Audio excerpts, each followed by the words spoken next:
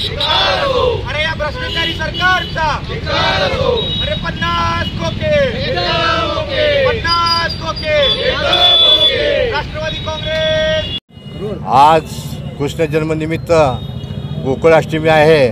त्यानिमित्त आदरणीय शरद पवार साहेब यांच्या गटाचे राष्ट्रीय अध्यक्ष पवार साहेब यांच्या नेतृत्वाखाली सोलापूर येथे जे युती सरकार जे आहे त्यांचं जे काळेनामा आहे, जे भ्रष्ट सरकार आहे, त्या भ्रष्ट सरकारच्या निमित्तानं भ्रष्टाचाराचा आम्ही हंडी येथे 7 रस्त्यामध्ये फोडण्यात आलेले आहे। या कार्यक्रमाला आदरणीय शहर अध्यक्ष सुधीरजी खरंडपट साहेब, बेरिया साहेब, प्रशांतजी बाबर साहेब, बदलापूर येथे जे शाळा आहे बीजेपीचे जे संस्थापक आहेत त्यांची जे शाळा आहेत, या शाळेमध्ये 2 लहान मुलीवर बलात्कार झालेला, अन्याय अत्याचार झालेला आहे। अशाच प्रकारे या संपूर्ण महाराष्ट्रामध्ये कुठल्या ना कुठल्या शहरामध्ये, जिल्ह्यामध्ये, ग्रामीणमध्ये बलात्काराचं सिरियल चालूच आहे।